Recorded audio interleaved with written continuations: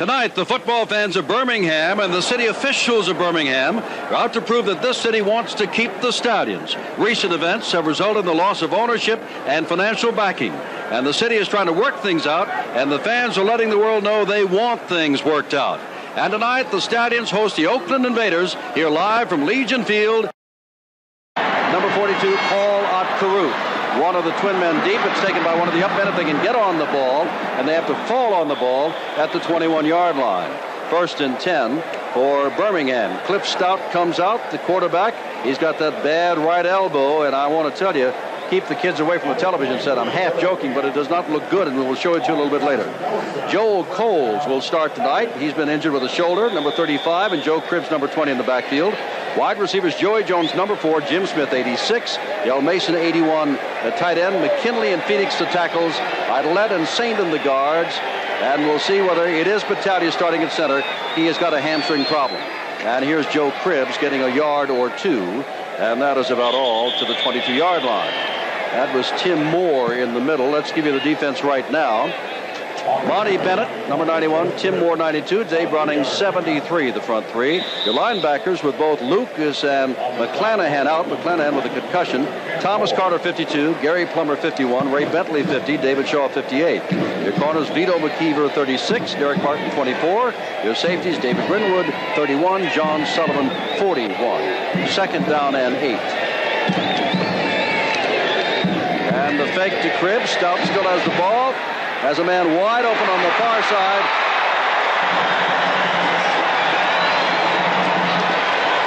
And Jim Smith gets yet another catch. His 32nd of the year. Ray Bentley, the linebacker, finally got to him. I think that Derek Martin, the corner man on that side, number 24 for Oakland, thought maybe he was going to get some help to the inside. Take a look at Derek Martin. He is gone. Jim Smith comes back, and Martin not even in the play. McKeever came up to help out Bentley. It's a first down at the 45-yard line.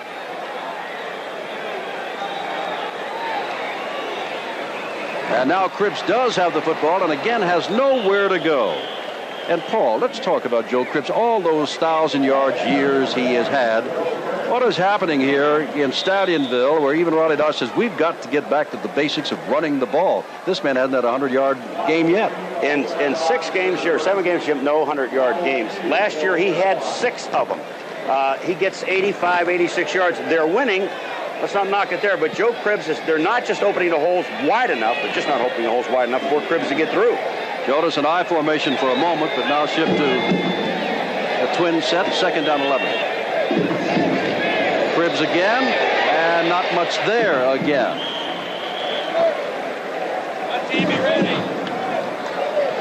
There is Stout, and let's talk about this elbow, Paul. This is something. Look at this. It isn't, boy, I hate to say this, it isn't as bad as it looks. Now, you think it's easy to play this sport, it is not.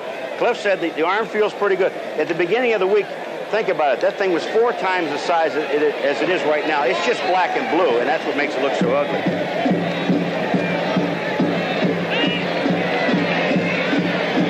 Third down, about 7 to go from the 48. Stout back to throw again. He's completed his only pass. Now he's going to run. He's a good runner, and he's got the first down.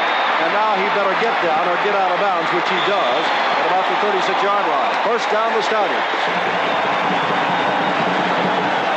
You know, 9 touchdowns last year, Paul. You said it so right about him being a good runner, because watch what he does when he looks like he's going to go down. Here he is now. Everybody's dropping off. The blocking's there. He steps up in the pocket. But when he gets to David Shaw, who is a linebacker, Shaw thinks he's going to go down right here. Watch. Now, I'll just move to the outside. Shaw misses him completely. Stott goes out of bounds, gets a block from Joey Jones, and no one touches him. First down from the 36. Early first quarter, no score. And that's Cribbs again.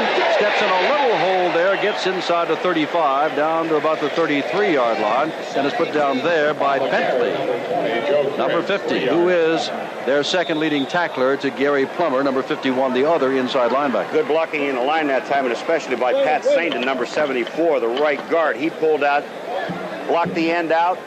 Cribbs goes inside. Saint and very strong. You can see how the Birmingham offense rates in the league. It is number 7 overall, 4th in rushing the ball. Second down, 7. Now Cribbs has got the hold he needed. He's got the first down inside the 25-yard line. Dragged down across the way by the right cornerback, Derek Martin, number 24. Jim, he got such a great block from Mr. Perry, number 30, who has been out of the lineup for a while. But Perry gets an excellent block on the outside, and Cribbs could not believe the hole he saw. Here comes Perry out. And Robin Earl comes in as a tight end. On the left side, Smith is set to the left. They haven't thrown toward Joy Jones. They've only thrown once tonight. That was completed to Smith. Jones is toward the right, and Cribbs, oh my. He really ran into a brick wall there. Led by Tim Moore, number 92, who is their nose tackle. Reuben Vaughn has already been in there. Vaughn is a better pass rusher, at least in statistics, than is the man who starts ahead of him, Tim Moore. Bennett and Browning are the men on either defensive end. They are using the 3-4. And now out comes Robin Earl, a tight end, and Leon Perry, a back, goes in for him.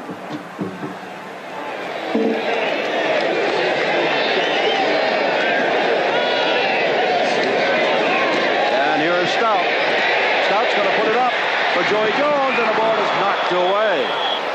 That was Vito McKeever circling out of the end zone to knock the ball away from Joy Jones. Jones was standing there waiting for the ball, and McKeever went in front of him. Joy Jones didn't come back to the ball. He thought that Stout was going to get the ball to him, but Vito McKeever, you talk about picking up some ground. Watch, Jones takes him to the post, brings him to the outside. Now watch Vito McKeever. Knows he can't get the ball. All he has to do is get a hand on it. Joy Jones waiting. Isn't that beautiful? That's great defense. On the other end, Jones should have come back to the ball and perhaps circle around him and score. Exactly. Third down and 8 to go from the 23-yard line.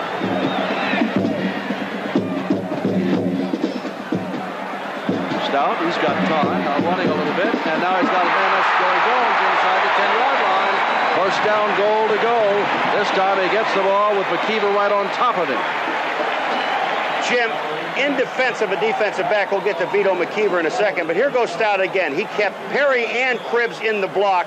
He sees now that Joey Jones is not open because he's looking at him all the way. Now he's going to slide to the outside. This is where it puts the pressure on a defensive back.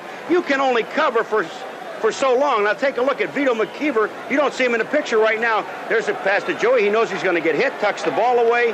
First down. Drive started at the 21-yard line. Here they are at the 9-yard line. Robin Earl checks into the ball game. And look at Cribbs. Touchdown. They didn't stop him. 9 yards. Scores his 5th touchdown on the ground this year. A 79-yard drive.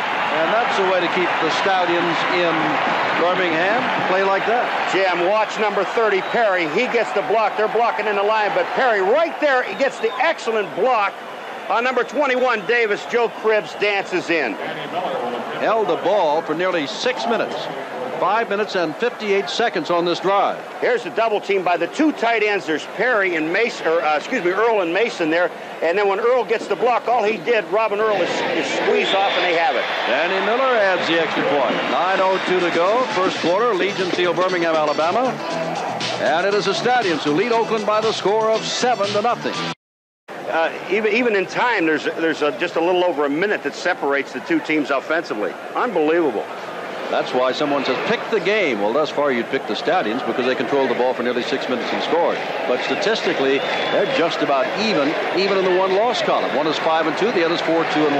That is Sean Faulkner back there along with Darrell Hart, twin safeties, as Danny Miller kicks off. And now Oakland will touch the ball for the first time. Hart, returning kickoffs for the first time tonight, gets out across the 25 to about the 27-yard line. And so Bobby Hebert and company will come in, but this is the man who scored the touchdown, Joe Cribbs. Now here's a great shot from ground level. You see the double team there, and watch there's a kick out right there, and watch Perry, number 30. He blocks in on Davis, and when Joe Cribbs sees that, says, thank you, Mr. Perry, I'll score. There's Cribbs. Hebert out there with John Williams, 43. Albert Bentley, 32, is running back. Anthony Carter, number 1. Gordon Banks has caught a pass in every single USFL game played. 43, 88 is his number. Doug Cozen, 89, the tight end. We'll give you the offensive line in a moment. Mark the ball at the 27th. Second man through. John Williams goes nowhere. Penny and Markham are your offensive tackles. Wiska and Franz the guards, and Jim Leonard at center. Now, defensively, along the front four, Dave Purefoy 75, Jackie Klein 98, Doug Smith 97, Mike Perko 69. The linebackers, Herb Spencer 55, Bill Rowe 52. He just made that tackle. Ken Kelly 56.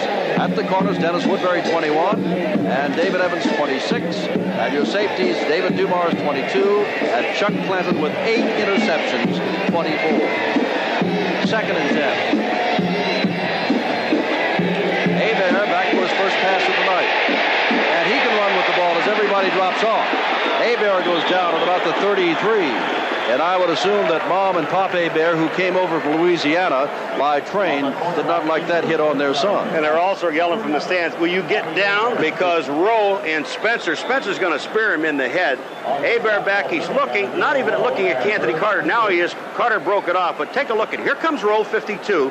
He goes down. But watch Spencer. Oh, boy. Good thing he didn't catch him with the helmet, or they'd have called it. 3rd and 4.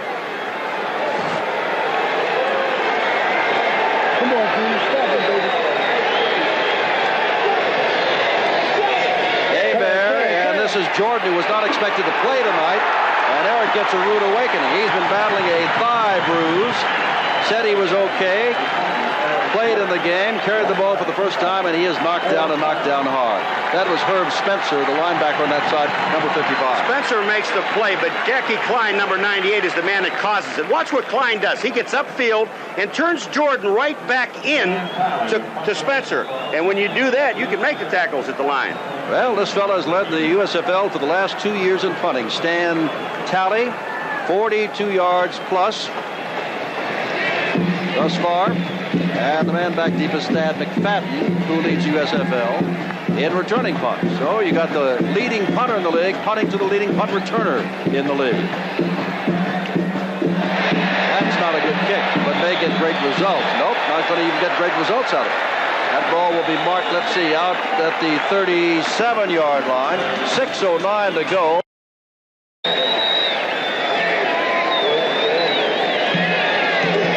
Scripps coming the other way for not much. Looked like Monty Bennett, number 91, the left defensive end, and Gary Plummer, 51, in on the tackle. A gain of about 4, 2nd down and 6, and here comes Leon Perry, the blocker, back in, and they take out Joel Coles. 5:45 to go in the first quarter. Good crowd, Legion Field. I don't know if it's going to hit the hope for 50,000, but be aware people are still coming into the stands. Might have been some confusion because the game began at 8 o'clock last week and 7 o'clock this week Central Time. Stop with the ball, puts it over the middle, and boom. Hey, Joe Cribbs took a shot from Ray Bentley then, number 50. And that is not enough for the first down. It'll be 3rd down and short, about 2.5 yards. Well, Saindon and Phoenix and Battaglia, the right side of that offensive line, you see him blocking, and there's Mason. He's going out in the pattern. But just take a look. Right at the line of scrimmage, they keep the defensive line there. That's good protection. You know that Cribbs is a gutty football player when you can throw that pass over the middle when it's delayed like that, and he knows the linebacker's coming like Bentley and still hangs on to the ball. 3rd down and 2, 7-0 Birmingham first quarter. Cribbs again. Cribbs has got the first down and lots more. Is dragged down out of bounds by John Sullivan, the free safety. Let me tell you something. We haven't had a flag thrown yet, so I haven't had a chance to say who the officials are. Wesley Ward is the referee. The umpire is Ed Manning. John Pitkus is the head linesman. All right, Jim, take a look. Here, they're blocking here on Ray Bentley. He gets blocked, and just take a look. Right there is the block that we're talking about. Bentley is kicked out. Perry gets an excellent block. Everybody in that front line, that's Phil McKinley, the left tackle, coming out. He's pulling on the play. Now remember, Oakland is number 2 in the league against the running game. Here's stop to throw for Joey Jones, and Jones goes up and does not get the ball in double coverage. Double coverage. Yep. Maybe McKeever and Sullivan back with it. It may be double coverage, Jim, but I'll tell you, Sullivan really nailed him. At the end, McKeever's back there, but just take a look. Watch number 41 come into the play. Joey Jones going up for the ball, and right there, bang, that'll snap your head a little bit. He's not the big man. Remember, Joey is awful small. McKeever's up in the air, but there it is when Sullivan wants to make you pay a little bit. Second down and 10 to go. Now Ken Toller has replaced Joey Jones, number 85, after that long run. Ball is instead, well, Joe, where are you going to go? He's found someplace to go, hasn't he? And Cribbs may have another first down near the 31-yard line. Oliver Davis made the stop. Jim, Reuben Vaughn saying, I got him. No, you don't. Take a look at the moves of Joe Cribbs. This tells you why he's such a great back. Watch this. The dip outside. Vaughn, number 77, was sitting there waiting, tried to get him. David Shaw, number 58, tried to get him. That's all wrong. And now they're gonna measure this. It looks like he may have the first down. Riley Dosh says that his Stallions were going to run again. And some people said, well, you're going to try it against the number 2 rushing defense in the league, Oakland, and they got the first down. But be aware what some of the Oakland staff have said. We're number 2 against the rush partly because nobody rushes against us. We're so easy to throw on. That was a great line. Let me finish out the officials. Richard Sands, the line judge. Back judge, Richard Eichhorst. Don Gassaway, the side judge. Field judge, James Fogeltans. Now you can see Oakland defensively, number 2 against the run, allowing only 97.6 yards per game. That average will go up in this first quarter. 4:11 to go. Birmingham by touchdown and driving for another, they hope. First down at the 31. Coles is back in. And Paul Caruth is in. And the ball is thrown out here to the tight end, Daryl Mason. And Mason's got another first down inside the 20. David Greenwood ran him out of bounds. Gary Plummer, the linebacker, the left inside linebacker on the defense, he's trying to cover on the tight end. He was getting help from David Greenwood, but David Greenwood's worried too much on the outside on Joey Jones and or Smith. Paul, as we said at the beginning, the Stallions say they know things will be worked out. Why worry about off-field financial problems with the club? We're going to play football. They played outstanding football in this first half. Outstanding. Here's Cribbs again, running the ball all the goal. Fine play behind the line of scrimmage by David Shaw, the linebacker. Number 58. That is a good play because Pat Saindon was trying to seal off everything to the outside. If he gets the block, Joe Cribbs is still running. But watch Shaw. He comes all the way from the other side of the field to catch Joe Cribbs from behind. The reason he caught him from behind is Joe was waiting on the blocks. Stout is 4 of 6 for 50 yards, but the big story tonight is Joe Cribbs. He's been playing, carrying the ball about every time that Stout hadn't put it up, and he's only put it up 6 times. Here's the reverse to Joey Jones. Jones has open room at the 15, to the 10, and down he goes with quite a hit near the 9-yard line. Joey Jones put down by Derek Martin. You know who made the play for him? Cliff Stout blocks David Browning on the outside. Didn't have to knock him down or anything. All he has to do is get in front of Browning, and the play is made to the inside. Take a look. Here's C-18 Stout. Now watch him. He's out there on Browning now. When Joey Jones goes by, you're going to see Cliff Stout just shielding off. That's all he has to do. Right there on 73 Browning. Joey cuts it back inside. He looks, he sees he's got people downfield. They're going to help him. Phil McKinley is also down there. They pick up another first down. First down at the 9. That's from about the same spot Cribbs ran it in earlier in this quarter. Now Joe is out in motion, and Stout may throw to him, but Stout's going to run it. Nobody's coming up to get him. Touchdown! Everybody stayed in the end zone, didn't want to commit and leave their man, and Stout simply ran it in.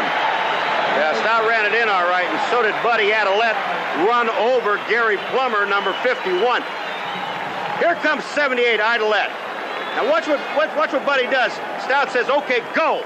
Now when he hears the go sign, here comes Plummer, 51. Goodbye, Plummer. Hello, touchdown. I like that one. I like, ooh, sounded good to me. Danny Miller in to try the extra point. And this ball game has been all Stallions so far. But that is a potent offense that Oakland has, but they got to get it on track. 2:24 to go. 14-0 Birmingham. Big crowd. Bad kick taken by one of the up men.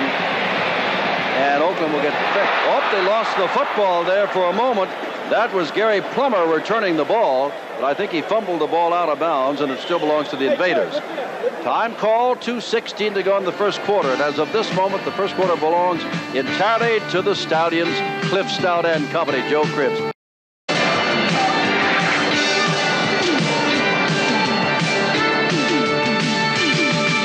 second week in a row, Oakland is down 14-0. But when they lost to Portland and the surprise last week, they had 5 turnovers. Tonight, no turnovers so far.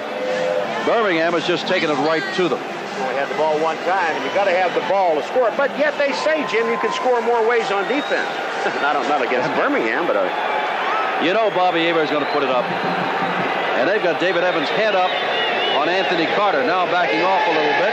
There's Hebert flipping the ball out to one of his backs, and that is number 43, John Williams. And Williams has Herb Spencer on top of him, number 55. But that's their best gain of the night, and that may be enough for the first down there, or I think they're going to have to measure. Jim, that is an excellent call by the Oakland Invaders with Bobby Hebert, because you've got Gordon Banks and you've got Anthony Carter split out, and everybody's looking for him. They figure you're down 14 points. They're going to try and get something right back here real quick. The linebackers are flying. They just dumped that little screen pass, and it could be for 10 yards. I think they might be about a nose short.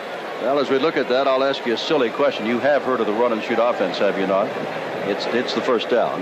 Not a run-and-shoot offense here, but now as we look down at Oakland, Anthony Carter, number 1, Mike Schumann, number 85, Gordon Banks, number 88, Derek Holloway, number 29, all wide receivers, all in the ballgame. But I think they're going to pass. I think so. And they're sending 3 wide receivers. Well, they're keeping Holloway in the backfield at the moment. He may go in motion. He will not run with the football, I'll tell you that. He's not going in motion. But there are 4 wide receivers in there. They're getting it out to Holloway out here. This little man can fly, and he gets down to about the 45-yard line and pick up perhaps 7 yards. He is only 5'7". And you know, Paul, I don't feel big around football players, but I walked out with Derek Holloway from a hotel today, and I felt like a giant. He is a small man. He is a small man, but he's got great hands. And Jim, if this frame here might pick it up, you're going to see AC Anthony Carter, number 1, get a tremendous block on Herb Spencer. It'll be out in front. There's Spencer. Watch Anthony Carter take him out and put him on the ground. Well, Anthony weighs at least 160. I know, he's tough. He'll spear you. From the 45, second down and 2. Hebert on second and short to throw. Now has a man and puts it out there to Schumann, and Schumann has the first down. Schumann is down to the 36-yard line. Make it the 34-yard line as they mark it inside the stripe. Jim, excellent blocking, excellent pass protection. It was good defense. That's why that Hebert had to go. Now take a look at Penny. He's on Perko, 69. Penny is 74. He's just keeping Perko to the outside. That's all he has to do. Now Hebert steps up. Everybody's by him. He has room to either run now or find Schumann, which he did, and they pick up another first down. Schumann out of the game, Albert Bentley in, so 3 wide receivers. Carter is over here with David Evans playing about 10 yards off him on the near side of the screen. And picture. Hebert. Oh, and is in the grass, right there. In the grass by Jackie Klein. And the fans, anytime Joy Jones does something or Anthony Klein does something, a little extra yell because they played their football down the road in Tuscaloosa. Put the ball back at the 43-yard line. They've got to get it over the 24 for the first down. I think the man blocking was Tracy France, number 64, and supposed to be blocking. No, he's going out on Purifoy. Jackie Klein is coming right up the middle from the inside. The center did not take him. Jim Leonard, number 63. Jackie Klein in the backfield, a loss of 9 yards. Second down and 19 from the 43.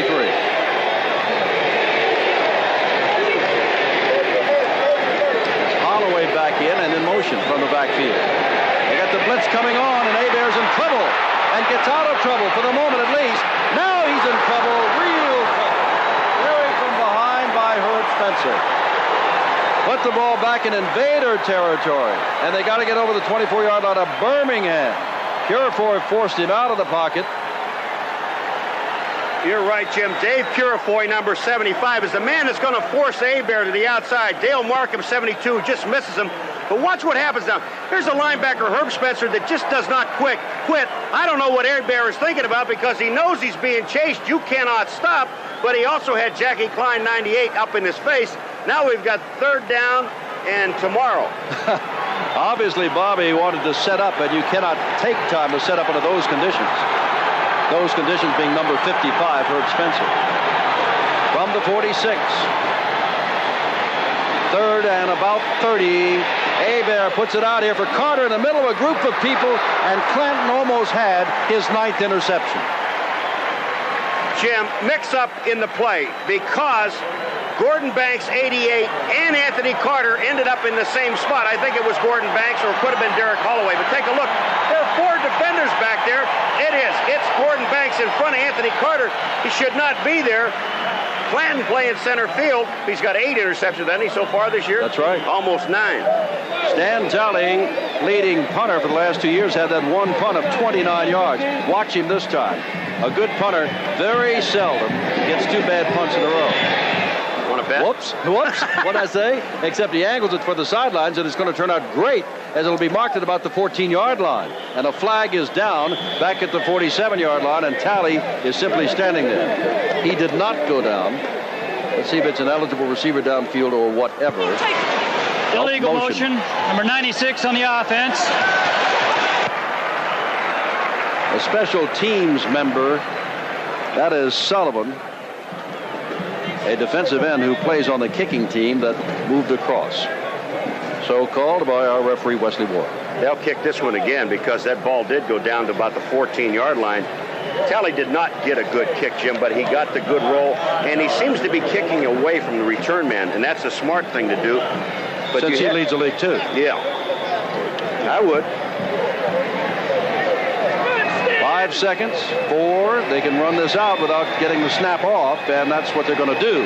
Nope, they get it off just as it hits 0. And here's another squib kick away from McFadden. And this is going to be about the same result, only better, maybe a yard better for Oakland, as Birmingham will get the ball on the 13-yard line when we start the second quarter. At the end of 1, Stallions lead the Invaders 14-0.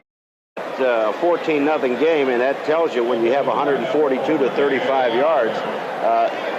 The impressive thing with Birmingham, we know they have a pretty good defense, Jim, but when they can do 142 yards in 1 quarter, their offense is back on track. Multiplied by 4, and it becomes astronomical. Here's Stout. Oh, he's in trouble this time, and gets the ball towards several linemen. If there's a back or a tight end in there, he's okay. I see no flag, so there must have been. Leon Perry, I think number 30, the fullback, was in there. I see him, okay. And this was not supposed to be a screen. He just dumped the ball away. Thomas Carter, number 52, was in his face. That's a smart thing to do. It'd have been back at about the 5-yard line. And great discipline by his offensive line, holding, not stepping across the line of scrimmage to put an illegal receiver downfield. They didn't know what Stout was doing back there. Had to wait for him to throw, which he finally did. Perry comes out. Smith comes to the left. Joey Jones goes to the right. Coles has rejoined Cribbs in the backfield.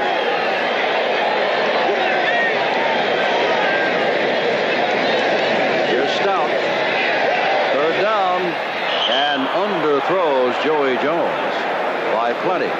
He was being harassed on the occasion by Thomas Carter.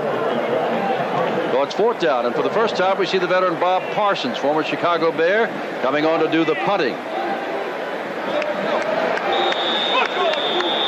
Gordon Banks goes back deep along with Sean Faulkner in twin safety.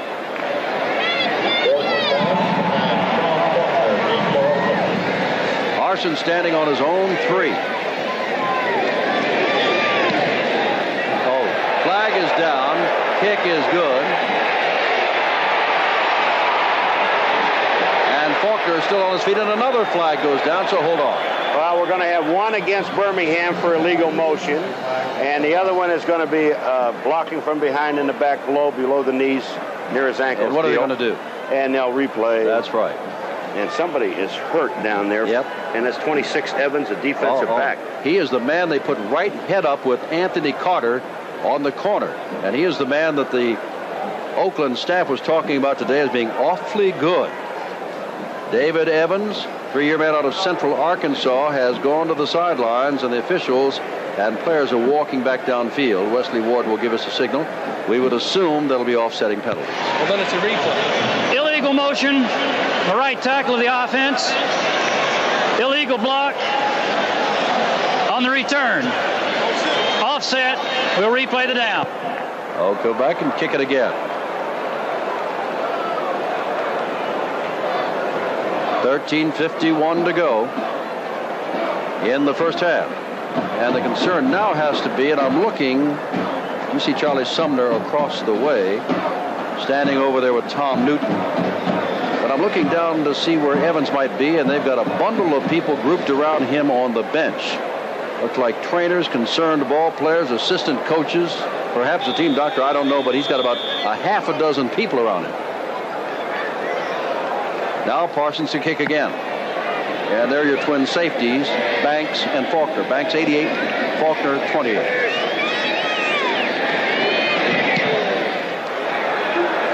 The same kind of kick, but that is Banks this time, and he is a good little kick returner and gets the ball back into Birmingham territory. Best field position of the night for the Invaders. They needed 13:29 to go in the half. Stallions 14 last week. Leads the rushing leaders of the USFL. Bentley of Oakland started fast, has cooled over the last couple of games. Cribbs, as we told you, started slowly and has picked up over the last couple of games. He has already carried the ball 12 times tonight for 63 yards. Now your rushing leaders average per carry, and Bentley is 6-1. Look at Walter Lewis, the quarterback of Memphis, is doing every time he carries the ball. Nearly 9 yards. Oakland down 14-0. Second quarter, first down, 47-yard line of Birmingham.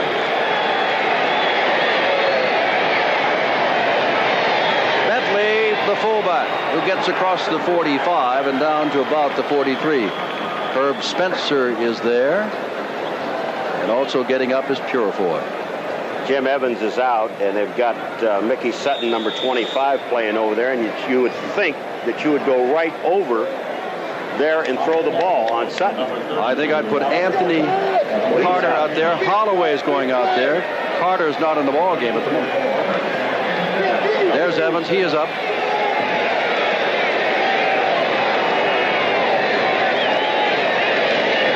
And here's Bentley again.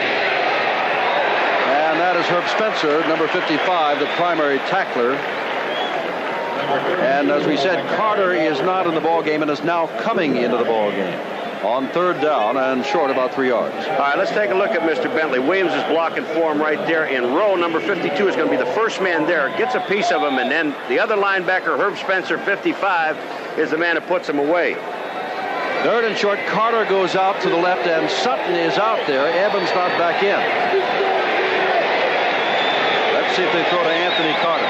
Thrown to him once tonight, and Banks was in the same area. Going back, Carter downfield, Hebert. Did he get a chance? Yes, and over here by himself for the catch is Gordon Banks, and that means 44 in a row. Every single USFL weekend, Gordon Banks has caught a pass. Remember we talked about Joey Jones not coming back to the ball? Well, this time, take a look at what Gordon Banks does. When he makes his move on Woodbury downfield, he's going to see right here now that that Hebert's in trouble. So what does he do? He comes right back, still has the first down, goes down, and they keep the drive alive. Ball is at the 31. And we'll watch Sutton over there with Anthony Carter, and now he's getting some help over there. It's back, Williams looking for somewhere to run, and that's a good effort by John Williams, a former Wisconsin star, to pick up about 5. And now we see that Sutton made the tackle, but we see that David Evans is back in the ballgame. Well, after being worked onto the bench, he's been taped or whatever, it is back in his right corner spot. Slight spring. Now it is second down and 5. 11 minutes, 6 seconds to go in the half. Birmingham by 14. The Invaders looking to get on the scoreboard. They were here last week and didn't get enough. They lost to Portland 30-17 in a big upset.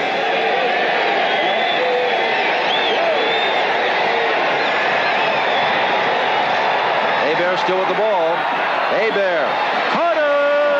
I don't believe that. I don't either. That's first and goal to go. They said you won't believe it, and we've seen Anthony Carter play throughout his collegiate career and in the USFL, but we still say I don't believe that. Jim, what he does here, it shows you how smart Anthony Carter is. Now, Evans is back out there covering him, but watch what Anthony Carter does. He knows that the ball is in the air and it's high, and he's going to wait. Watch him block out Evans. He takes him with his back, moves him away, keeps the ball out far enough where Evans can't get to his hands, and he makes those catches look easy. Banks and Carter both go out. The word is that in practice, you would never know that Anthony Carter's that good. He drops the ball, doesn't have concentration, but when they tee it up for real, he's got it. Kinney is lined up as an end on the left side, and into the end zone goes Williams. John Williams scores his second touchdown of the year, and all of a sudden, the huge crowd here in Lidson Field goes quiet for a moment as it's 14-6 with Novo Vujovic coming on to attempt the extra point. Go to where your strength is. Leonard, Franz, and Markham on that right side. Here goes Williams up over the top, but they just blew people off the line of scrimmage. Newton, number 45, was playing the fullback spot. You see Newton blocking on roll right there. When he gets that block, he got a little help from Franz, number 64, the right guard, and Williams could have gone in without diving. Vujovic with Fasano holding. It is a 14-7 ball game. Birmingham leads. 10:15 to go. This is the night when the city of Birmingham wants to save their... Flutie again, the New Jersey Generals against Walter Lewis. We just saw moments ago that he's averaging about 9 yards a carry. That'll be a big game at the Liberty Bowl, and we'll have it for you here on ESPN. 8 o'clock Eastern Time, Friday night. Vujovic to kick off. And again, Paul Uncaruth and Thad McFadden are the deep men. This is, well, that's Mickey Sutton back there this time. Sutton from the 15 and out to about the 20-yard line, and that is about all. Tackled there by Faulkner. Look at the surge of that offensive line, Jim. They just take the Birmingham Stallions defensive line right back to the end zone. Williams touchdown. That's where you draw them up. Here comes Stout back in with Cribbs, who's carried the ball 12 times. Joel Coles, despite a shoulder injury, is the other running back. 6 plays it took for those 47 yards, with Williams going over from 2 yards out. Good ball game. Invaders now have their game in gear offensively. Let's see how they can do defensively. There's Stout swinging the ball out. That is Cribbs with the ball, and Cribbs is put down by Bentley, the first man to hit him, number 50. On top of him there is 36 Vito McKeever. And that is very close to a first down, and may be the first down. Remember when the Oakland Invaders on a first down play came out with a screen? Birmingham said, if you do, so can I. Here they go. They come back to the outside. They're getting blocked. Now, Saindon just falls over Plummer downfield, but Plummer couldn't get back up to make the play. Joe Cribbs picks up the first down. First down from the 31-yard line. Smith to the right, Jones left. Big split in that backfield. They get a wall of Cribbs. How about that? Gets a little push-away block by Joey Jones, but not enough to fend off the man, and Derek Martin makes the stop. Number 24. You know, Joey Jones really did the smart thing. He would have been a clip right there on Derek Martin, but when Joe Cribbs sees there's nothing on the inside, so he bounces to the outside. Now, Greenwood 31 is there. They're stringing everything out. Derek Martin is the man that makes the play. There's about a yard gain on the play, but Joey Jones, if he would have hit him, it would have been a clip, and then it really puts you in problems. Second down 9. Ken Toller comes in, replacing, well, just as a third wide receiver. Smith's in there also, and Joey Jones is on the far side. Stout has carried the football, and Stout picks up about 8 yards, and a flag goes down, I believe. A late hit. The man who did it, I think, is David Greenwood, and he does not believe it. Foul, number 31, late hit. That's who it is, David Greenwood, the former All-American out of Wisconsin. You think they're going for the elbow, Jim? Oh. Stout was thinking about just in a second. Once he moved up to the inside, should I throw? No, I'll just keep the ball. He makes a move right there. Plummer misses, and then here comes Greenwood. But when you throw that arm in like a forearm, they're going to call you. And they did, and that moves the ball to the 44-yard line of Oakland. First down. 2 great drives tonight by the Stallions, and one of 47 yards by the Invaders in this 14-7 ball game. Back to the 2 wide receivers as Darrell Mason checks back in as a tight end on the left side. First down, they give it to the up man, and not much there for Leon Perry. Big man who only carried the ball 6 times before tonight. David Greenwood is a strong safety. See, he's lined up on Mason on the line of scrimmage. That was going to be a safety blitz, I believe. But as soon as he sees the tight end block down, he comes across, gets himself in a football position where he doesn't go too far, and comes back in and helps out on the tackle. Greenwood was the punter for Michigan. Why not here? Obvious. Stan Talley, who's led the league the last 2 years, is the Oakland punter. But he's a backup. Second down and 9 from the 43. Oh, the right side. That was Mason and Phoenix. Both of them jumped offside. And they did it in concert as though they both were sure they knew the snap count. Nobody else went. Start, number 71 on the offense. And 81. We'll give you 81, too. Here it comes. You're right, Jim. They're moving out like they're right, and the other 9 guys are wrong. Stout has completed 3 pass or run the ball 3 times for 33 yards and a touchdown. He's 5 of 9 for 61 yards passing. Pretty good evening for Cliff Stout, who had a cast on that elbow Monday, Tuesday, and Wednesday of this week. Smith left, Jones right. 7:15 left in this first half.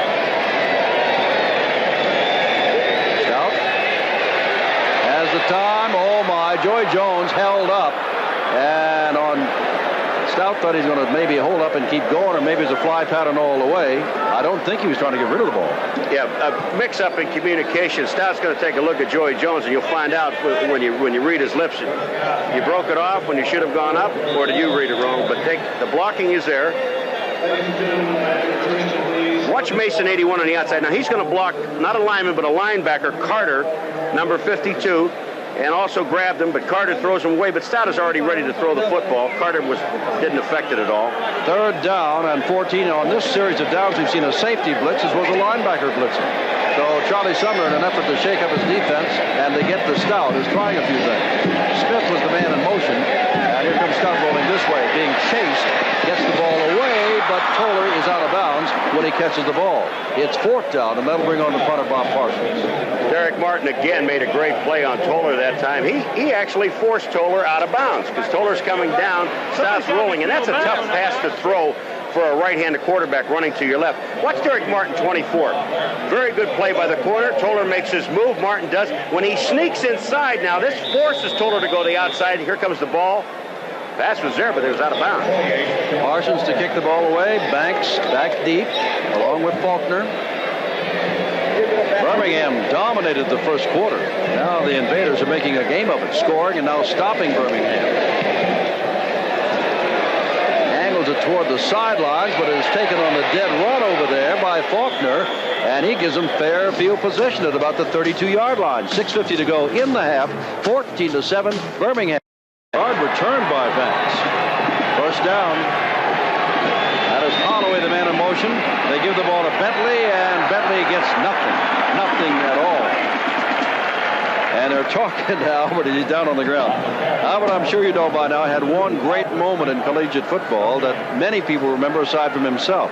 He scored the winning touchdown against Nebraska in the Orange Bowl when Miami upset Nebraska 31-30 and won the national championship. 2nd down. From the 32. That's the only good moment he ever had? No, I said he remembers a lot of them, but that's one that everybody else remembers. At least I do.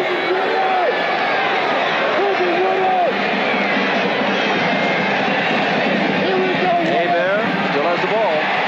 Puts it out here for Holloway, and it is caught. Wow, what concentration by Holloway. Came through flailing arms of 2 defenders, and Holloway caught it. Dumars was back there with Woodbury. Jim, to make a catch like this, you must have concentration. All right, here's a stunt to the inside. Klein goes one way, and Baggett goes the other way. But take a look where this ball is thrown. You're going to see 2 defenders back there. Woodbury is there, and here comes the ball over. Now, you got to understand something. Holloway is not very tall. So he only sees that ball as it clears Woodbury and Dumars. That's just great concentration. Carter is to the left. Holloway to the right.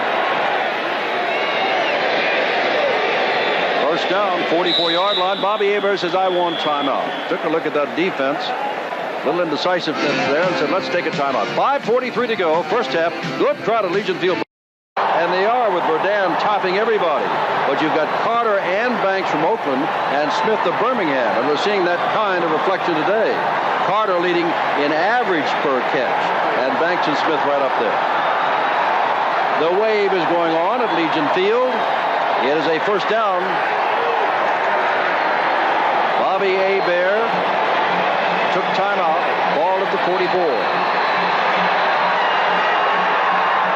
Hebert, low hit and brings it down. And that is another blitzing linebacker. This is Ken Kelly, who put down Bobby Hebert. Hebert didn't want to bring that ball back down. Oh, you're right. He didn't want to bring the ball back down. Doug Smith was also in there. But Hebert watches now. They know in the last few plays that Hebert is going to step up into the pocket. And when he does that, bang, Ken Kelly is there to take him down.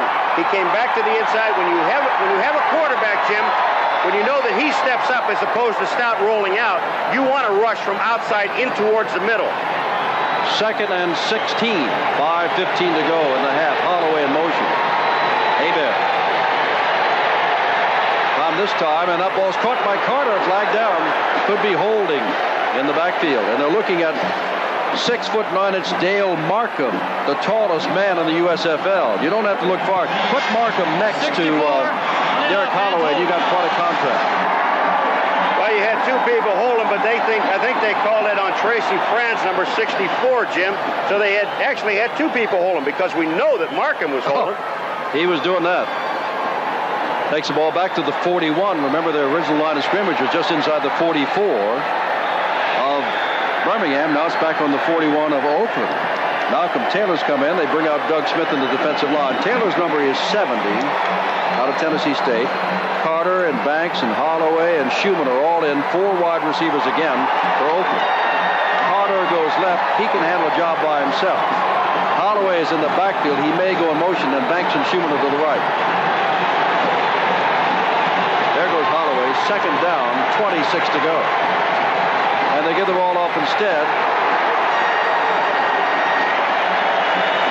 And not much there for Eric Jordan. Jordan, they didn't know what he's going to play tonight, and both times he's carried the ball and he is playing. He has been stuffed. He certainly has been stuffed. This crowd, nice crowd. We might hit 50, Jim. They want to save their Stallions. Marvin Warner had to withdraw his owner. And there are 8 weeks in arrears of the rent with the stadium, but everything is working out because the city feels they need them. Great financial impact by having them here. President Jerry Sklar on with us to describe all of this going on in Birmingham at halftime. From the 45, 3rd down and 22. Holloway in motion. Hebert. Not going to work that way. Not going to do it that way. What a fine play by Mike Perko. Jackie Klein was there, too. Up top, Perko had him around the ankles. Now, that's not anybody blitzing. They're just a down lineman that got to him. Yeah, but, Jim, as everyone knows about football, we say it enough. When you get in a 3rd and 31 situation or whatever it is, 25, here they come. Because the defensive line, they have no responsibility. Perko on the bottom. Klein cleans them up on the top. When you get 2 guys there, you know they're coming. Stan Talley has missed a couple of punts. Now he's got a lot of field in front of him. As the safety man, McFadden, is back on the 25. And this time he gets it away, but still wobbling right there at the 19 is McFadden.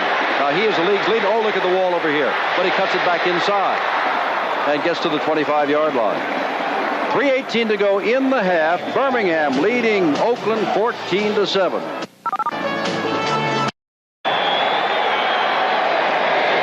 And Cripps gets the ball again.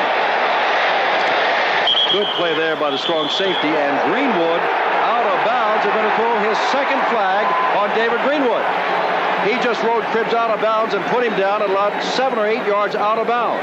Jim, David, I don't care how tough you are. There's no reason for this because you've got a team in the hole. You're only down by 7.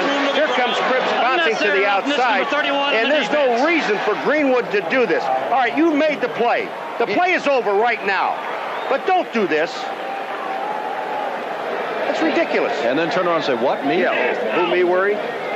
But Greenwood has called for the 2nd time, so he has cost them 30 yards thus far in this first half.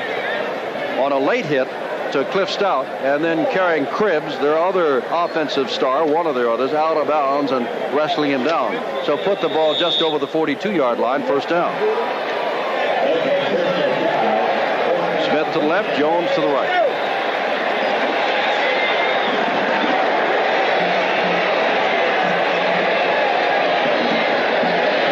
Showing blitz. Greenwood is there, and he almost takes the ball away from Cribbs. Now Oakland may wind up with it. No, back to Birmingham. What are they going to say? They was throwing the ball. They're saying he's throwing the ball. I'm going to tell you something. I was looking at the same thing you were looking at because Joe Cribbs went after David Greenwood, and I'll tell you something, David, he's tougher than you think he is. Watch 31 get this buried. Is something. Watch. Joe Cribbs, I'm talking about, hammers him. Pass parry to watch. Watch this, on your back. And then put him in the ground. I'm not even watching. I thought that was it. Okay, now Stout's going to get hit from the backside. Was he throwing? There's Cribbs' block again. Goodbye, David Greenwood. Here's the backside smash by Vaughn. Yeah, that was a play. Oh, was it a play? Oh, loved it. 2:48 to go. 14-7 Birmingham. Cribbs showing Greenwood, you put me down, I'll flatten you, and you don't know. The very next play, they ran out of time, I think, took too much time. Oh, is that beautiful? Well, Leon Perry, give him a little credit, first of all, because he slowed up David Greenwood a little bit, but not enough, because Joe took him on one-on-one in his face. And if you wonder if a back not only can run and catch, but can he block, watch this, folks. One more time, it's worth it. And then when he gets him down, now you talk to him a little bit. Come at me again, pal. And they're talking. Oh, yeah. And Joe's doing most of it. 5-yard penalty, delay of the game, takes the ball back to the 38. Second down, 15. Showing blitz. They are blitzing. Stout in trouble, gets the ball away, and Joy Jones can't get to it, and it's way short of the other man downfield, Jim Smith. It's third down and 15. 2:40 left in the half. Vito McKeever right on Joy Jones, but the problem is, take a look, the defensive line, they are blitzing. Here they come. From the outside, from the inside, that's Carter, 52. Stout moves up inside. He's lucky to get this ball off because here's 52 Carter. As he throws, he gets him right in the back. Here comes Joey Jones on McKeever. Hey, McKeever, he'll take the lean. You're going to lean into me? That's fine. But that's grabbing the man right there. But there still have been a question of whether he had a chance to get to the ball. Third down, Leon Perry back in the backfield. Usually in this case for blocking purposes to protect Stout, which he's done a good job of. Stout delivers the ball on one hop to the knees of Jim Smith. Joe? That's his elbow, you think? Well, you know, the one he threw before to Joey Jones, and it was a little short, but he's upset with himself, rightfully so, Cliff, and we're not making excuses because this man, he doesn't want an excuse, but I think, you know, when he snaps it to extend it, it may be pulling a little bit because Remember, of his wrap. Paul, one time he was 5 of 9, now he's 5 of 13. He's missed the last 4 in a row at least. All right, Bob Parsons to kick the ball away. And that is Faulkner back in single safety. And Faulkner's going to get a shot at this from the 25. Question is where it goes. It's all white and red down there. If he gets out of that, which he does. He lost the football, and it is jumped on by number 55, Rich Dixon, just added to the roster this week when McClanahan got hurt. Now, Dixon has more than paid his dues, and Dixon learned how to do that with the Falcons as a special team member. He blocked 2 field goals on the special teams for them. This is one of the things the coaches really don't like him to do. Start dancing now. If you're going to make a move, make a move. Okay, he does break through, but once he breaks through, is that Toller 58? No, 85 makes one hit, and number 58, Sales, makes the hit. Sales is going to come in there. That's Toller. And watch Sales. Bang. And look at that's Dixon. Robin Earl, and then Dixon gets the ball back. He knows how to cover that ball, doesn't he?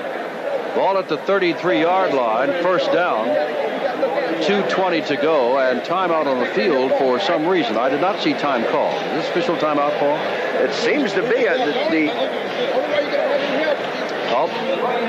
Well, now we see coming back on the field Derek Martin. Whether or not they called timeout for him, I don't know. No, it's not. It really isn't an official timeout because Bobby Hebert has been back in the huddle the whole time. If it would have been a timeout, he would have gone to the sideline to talk to his offensive coordinator. It might have been Derek Martin with an equipment problem because he ran back on the field. Maybe they retained. I don't know. But anyway, the clock now starts. We're going to get this off at the 2-minute mark, and they've wasted a play. Time is running out. Here's Hebert. Under pressure, throwing sidelines and way past Anthony Carter. And what pressure he was getting from Darnell Wall and Dave Purifoy. I beg your pardon, that is Dave Purifoy. And now, 1:59 to go, the 2-minute warning. Stallions 14, Invaders 7 at Legion Field. Second down 10, a little bit less than the 2 minutes to go in the half. Carter wide to the left. Banks and Holloway wide to the right. They're doubling up on Anthony Carter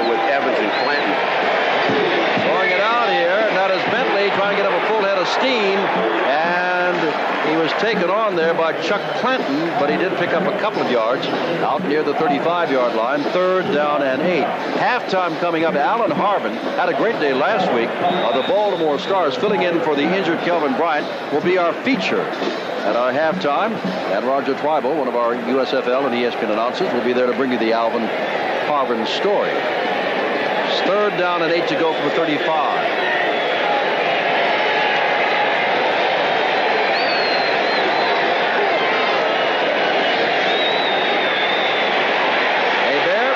Another shot as he overthrows Bentley. Wow, that looked like Jackie Klein in there, and Hebert picks himself up. This is a long flight back to Oakland, California tonight, Bobby, because here comes Jackie Klein. He just jumped right past Terry Franz, number 64, and we just showed you the head snap the play before. Well, this is putting it back into place. One from the back and one from the front. He gets the whole spine and everything all straightened out. Talley's looking for one of his good kicks tonight. McFadden is deep, inside his own 30. He got it. He got it. McFadden all the way back to the 9-yard line. And that's about all, Thad, as he's knocked down right at about the 10-yard line. 1:37 left in the first half. See what happens when you run up in there and stop, Jim? Then 4 people hit you. You know, just before we went to the punter, you saw Anthony Carter on the sidelines laughing. Jim, he was open that time. Hebert he does not have enough time to find his people. Hebert got off to a great start this year. Has 16 touchdown passes. This is a reminder of what's coming up Monday. Did you see Denver against Arizona last Monday night? They looked great. And Tampa Bay, well, they're 5-2 tied with Birmingham at this moment for the Eastern Conference lead. And that's our game Monday night at 8 o'clock Eastern time. Hard to say, Hebert got off to a great start. Only 8 interceptions. Whoops, not much there, is there? Tommy Carter puts him down. 8 interceptions, but 4 of those were last week. Cribbs is now still going that yeoman work of his. So Perry comes in and Coles comes out. That means blocking time.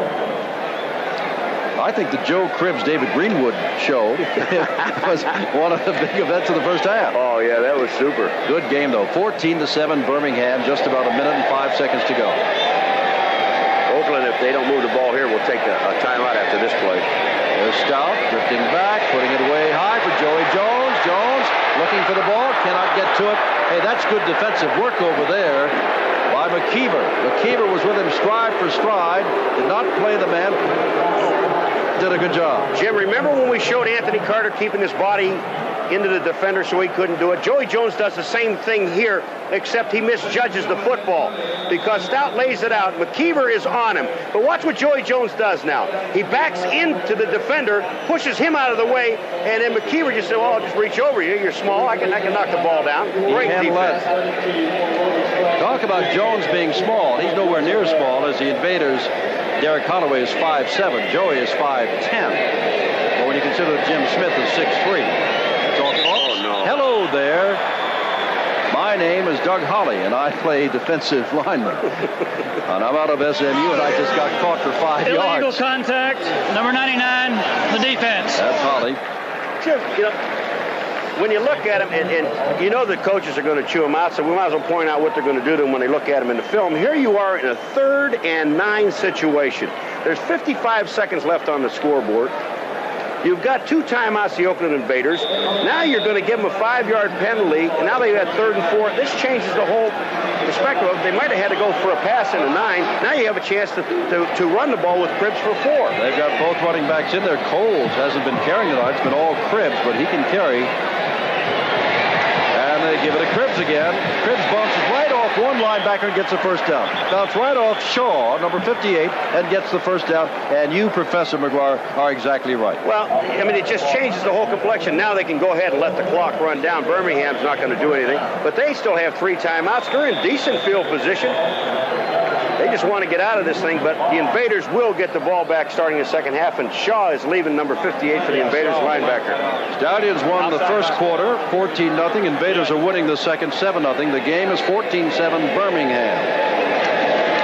There's Stout, and there's a rare. Well, they can't get the ball away. Rare hard time looking downfield. They had man-to-man coverage on 3 different receivers, and not one was anywhere close to being open. Stout had to eat the ball. Well, he might have had a chance if he had some time. The only man he really could have hit with the football here would have been Joe Cripps. He's going to come out underneath right there. If he hits him there, and now Joe's got some running room. There was a man, John Sullivan, down there, and also Davis, the 5th defensive back. But they're going to let this clock run out. That's all over. They don't have to make it. They can do it because the play clock and the game clock are right in sync. They don't have to get a play off. And they're already heading for the locker room. That's a good first half, folks, before a good crowd here at Legion Field, Birmingham, Alabama. Remember our special halftime, Allen Harvin coming up, 14-7. Starters all around the league, too. Memphis has picked up, 5 starters. Just one example, that's on their team. Well, this will be picked up over the head of Hart, over the head of Faulkner, and will go out of the end zone. And so it will be Bobby Hebert starting from the 20-yard line. John Williams, 43. Albert Bentley, 32. His running backs, Anthony Carter, 1. Mike Schumann, 85. Gordon Banks, 88. And Derek Holloway, 29, are the 4 wide receivers. They've all been in there at the same time on occasion. Doug Cozen, the tight end, they haven't thrown his way tonight, 89. Penny and Markham, the tackles, Wiska and France, the guards, and Leonard, center. And now we see on defense that Markham is out, and Wright is starting at that right tackle. Steve Wright, 5-year veteran out of northern Iowa. I don't know if Markham is hurt or not. Here's the pitch back, and this is John Williams, and look at them play that. Nobody. Oh, another flag goes down. After the play is over, a flag goes down, thrown by the umpire downfield. Holding number 81 on the offense. That is Brian Williams, a tight end. Jim, you said look at him play that. Herb Spencer, the linebacker, changed it to the outside, and then Chuck Clanton, who they say is one of the toughest defensive backs in the league, with 8 interceptions, but he'll hit you. Watch 55 slide down the line. Here's what a linebacker does. You don't commit yourself until you have to. He gets in there, forces it. Excuse me, I gave it to Clanton, but it was Dennis Woodbury, number 21, who made the tackle. Tom Tourneur is the center now. Reggie Irving is the right guard. Steve Wright, the right tackle. And it may be because they were getting to Hebert that they put almost an entirely new offensive line in there for the second half, meaning Oakland, of course. Ball at the 10-yard line, first down and 20. Hebert puts the ball up, and Holloway, it is intercepted, and guess by whom? Number 9, Chuck Clanton. Number 9, out the hands of Holloway, and into the hands of the man who always seems to be there, Chuck Clanton. Jim, what they do with Chuck Clanton is he plays basically center field. He's going to help out and read the quarterback's eyes. Derek Holloway, we said, is short. Hebert throws that ball just a little high, but you see 24 Clanton standing back there? He is playing center field. The ball hits Derek Holloway in the hands. They're going to say that Clanton fumbled the football, and they're giving it to the Oakland Invaders. Now, it looked like he had the ball going down. I may want to see this again. Well, let's see if we can see it. He was in a mass of people there. Let's watch. All right, here it comes to the back. That's Anthony Carter chasing him. Is the ball coming out? No, the ground causes the fumble. I would challenge this. Remember, folks, we say it so many times, the ground cannot. They've challenged. That's right. And the replay that they must see is the second replay, where Carter hits him from behind, because it'll show clearly that his arm hit the ground, Clanton's arm, and the ball comes out. Big play for both teams. If it goes against Oakland, as it looks it might, well, we'll watch again ourselves. All right, here it comes now. You see Clanton. He's coming across now. He's got the ball. Anthony Carter, number 1, is going to come in from behind to hit him here. Now watch his right elbow stop. Right there, the ball hits the ground. His arm hits the ground, and the ground caused the fumble. This should be the Stallions' ball right there. At the 30-yard line. Again. The ground. Watch the ground cause the fumble. Now, they have a man in the press box. As a matter of fact, I know he's in seat C-119. What do we got? And he's an official, and he has told Wesley Ward what is happening here. No fumble. The ruling is the man was down. There's no fumble. First down. Aha! It is upheld, and Clanton is thrilled. You bet. Matter of fact, so thrilled he started on the field, and his team's got the ball, and he plays defense. Charlie Sumner is not happy at all. He's talking over, but you've got to go. I mean, this is the ruling. You've got to go with it, and it is. When Charlie sees it, he's going to find out it is an excellent call. is just unfortunate for his team. But it is a true call, Charlie Sumner. Charlie's on the field. He's coming out on the field. We'll go back.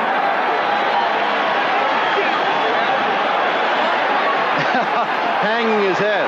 But, Charlie, it is a good call. But the question is now the team must get in there and stop Birmingham at the 30-yard line. And there goes Cridge for 5, 6, 7 yards.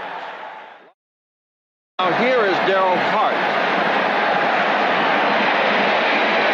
Hart, pretty good run back, almost to the 29-yard line, where Bobby Hebert will come out and try to get his team going again. They were so successful in the first half in rushing Hebert and causing him to throw quickly. And again, they have Turner, the center, Irving, the right guard, and Steve Wright, the right tackle, replacing Leonard, Franz, and Markham, who are the center, right guard, and right tackle. He doesn't really have Hebert a lot of time to throw the football, Jim, but if he did, I think I'd kind of look at my tight end, who is now Williams, number 81, because the Birmingham Stallions are covering him with a linebacker. Haven't thrown to a tight end all night, the Invaders. I think Birmingham did once. Here's John Williams, blockers in front of him, across the 30. Wow, down he goes. And don't you think that Chuck Clanton's not playing hard football? Got his 9th interception and made that tackle. Wiska, number 62, the left guard, gets an excellent block on the outside. Now here comes Williams. There's Wiska's block right in front. And when that happens, just take a look at Clanton. You think Clanton flies through the air. He treats the people as a ball. 2nd down and 3. 11:55 to go, 3rd quarter. Crowd of nearly 50,000. And they're loud.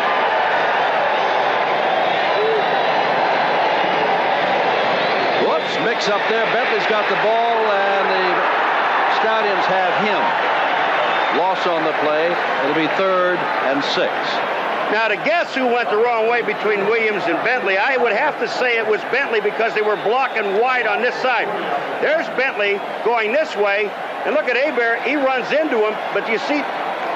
Now, maybe they were supposed to go the other way. Williams ran the wrong way, but he runs into Hebert. I got to believe with Bentley running into Hebert, he would have gone the wrong way. Williams did a good job of sidestepping. Carter goes out wide to the left. They put David Evans out on him. He'll get a little help from Mickey Sutton as they're in the nickel defense now. On 3rd down and 6. That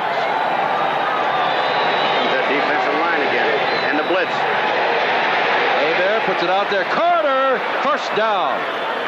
Wrestled down across the way by Davis, but Carter again came back for the ball. I said Davis, it's David Evans. Beg your pardon. Anthony Carter, he's not limping, is he? Oh, just pulling up his pants or his socks. No, he is. He might have got stepped on, but here comes Anthony Carter again. Just a great move. But what he does now, he's going to play back off of Evans right there and move him to the outside. You can call that an offensive push-off if you want, but Evans is there to make the tackle, but they have the 1st down. He might have wrapped his knee on the turf as he went down. 1st down. Nobody goes the wrong way. Williams goes the right way, and that's straight upfield. Makes a good cut to the outside, and down he goes. That was Herb Spencer getting a hand on him, slowing him up. Sutton was also there. Now, this might have been the play they were trying to run before, where Bentley goes first. Watch Bentley. He goes first, all right, doesn't run into the quarterback. Now they give the ball to Williams, who I thought was supposed to come the last time, but this is just good running. Look at how he keeps his legs moving. Herb Spencer gets down there to help out, but Clanton's in there to make the tackle. Clanton must want everybody to know he just doesn't intercept passes. He has made several spectacular-looking tackles on the last couple of plays, but the Invaders keep the ball. They've got it inside the 40-yard line of Birmingham. 1st down.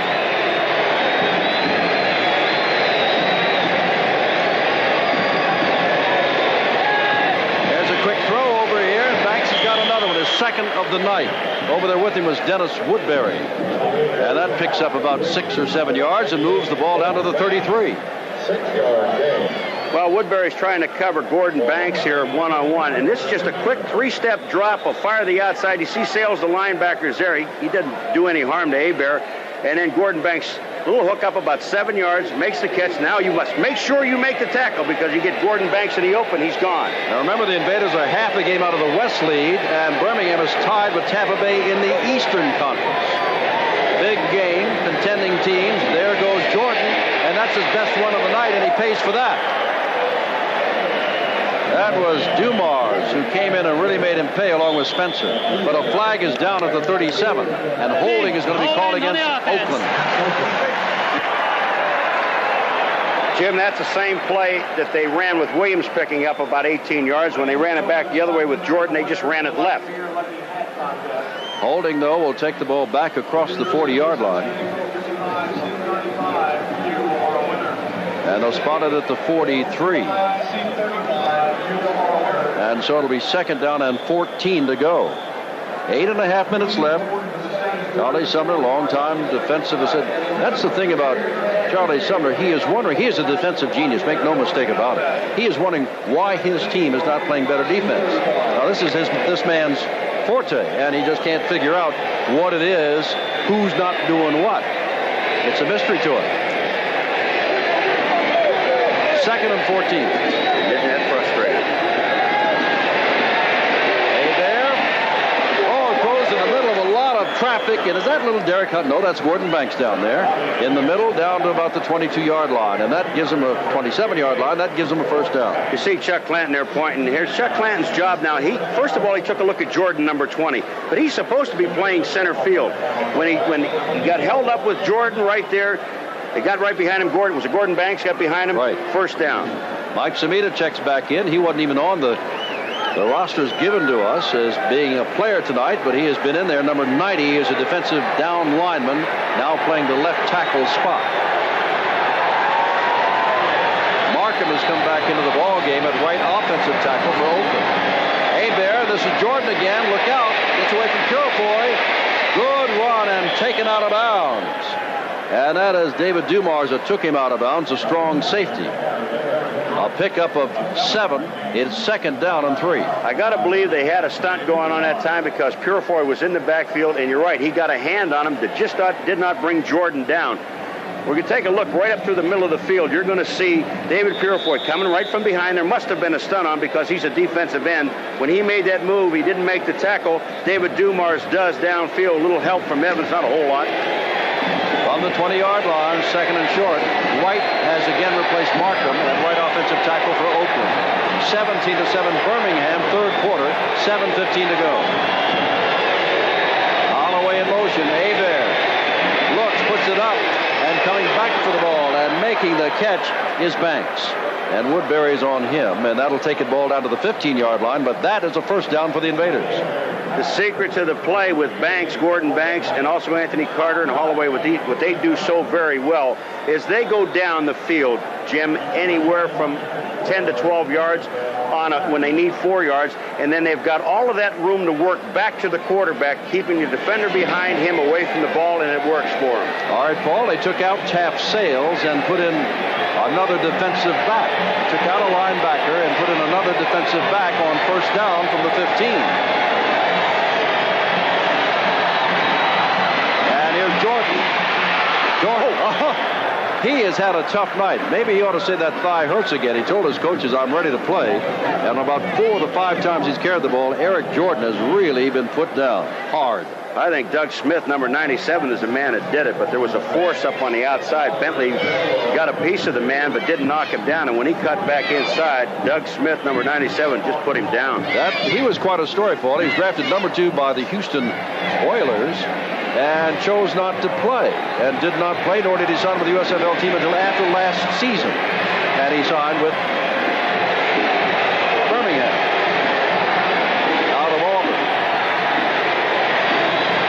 Now Jordan looking for some more room. It gets down to the 10-yard line and tackled there at the 10. It's going to be 3rd down and about 5. Bill Rowe, who leads the club in tackles, number 52, the middle linebacker, is the man who made the stop. Baggett was also there. Take a look at the defense, though. Here it comes. Jordan is coming up inside. Bentley's trying to block, and there is Rowe. Meet you head on. Just don't give any ground. It's a 2-yard gain. Now they put him in a 3rd and 5 situation. Surprised to see him roll out here. tight end has gone out, Paul, so they got 4 wide receivers again. Holloway setting up. He's a wide receiver in the backfield with Jordan. Check if that's Bentley back there. And the ball is over for Carter, and Carter is divided in 2 as he drops the ball at the 5-yard line. They're battling for it, but long ago they said, pick it up somebody so we can continue the ball game. Long ago said that it was incomplete. Jim, and they get Oakland in a 3 and 5 situation. They're sending linebackers. The pressure's coming on. This ball is thrown to Anthony Carter. Is it behind him a little bit? There's Evans playing him one-on-one. No, this hits Anthony right in the hand. But you see what he did with his head? He looked back to see Evans instead of concentrating on the football. That's why he dropped it. All at the 10-yard line. Bojovich comes on without the garlic taped to his ankle, and will try a 27-yard field goal to draw Oakland within a touchdown. 27 yards out, and it is perfect. 2 field goals in the third quarter, 1 by each. 4:53 to go, and again the Invaders have crawled within 7. 17-10 Birmingham. 3 times in 3 tries. Beat them in 83 twice. Didn't play last year. By the way, this is Oakland's first time on national television this year. And some of the Oakland fans in our hotel are saying, hey, how come we're not on more? We're only half a game out of first place in the West. Last meeting, this is what happened here. The Stallions rushed for 255 yards. Bojovich will kick off. Ball is taken back there. 87 last week, remember. He's not at a 100-yarder yet today. Joe Coles comes in as Cribbs comes to the sideline. And they're going with a 2 tight end offense. Leading by touchdown and without Cliff Stout. There's Lane. Lane puts tight end is right there. And that is Robin Earl. And Earl is put down by Bentley. And now, look at this. Bentley and Earl are pointing fingers at one another. And also, Mr. Smith, Jimmy Smith is taking on, which I don't think is smart, Ray Bentley. And Holly. I mean, if you're going to pick on someone, Jimmy, go after one of those defensive backs. They're a little smaller. I'd go for Holloway, and I wouldn't give myself much of a chance against him. The ball is at the 37-yard line. That is a first down. First down and 10. Bentley, another one of the former Michiganders, Panthers, now playing for Oakland. 3.5 minutes to go in the third quarter. 17-10 the Stallions, who have lost their quarterback for the rest of this game. And that's Cribbs trying to find running room, and he's going to be buried by Thomas Carter, the linebacker. And see, Cribbs was up to about 87 or 84 yards there, and he lost a few, so he's backing up in Joe's attempt to become the first 100-yarder of Birmingham this year. He backed up that time all the way to the 10. They lost a couple. Carter's coming after him, but they know that they're taking a look, and they're going to, once the whistle blows, let go. Carter did. He made the play. Big ball game. Both teams in the race. Only the 8th week of this USFL season, however. Long way to go. There's Lane. Looking screen, it looks like. Nope, he's going to put it up. And this is going to be, it is caught! All the way downfield is the tight end Mason at the 21-yard line. And Lane is hooked up on 2 passes here, one for first down and this one for first down and long gain.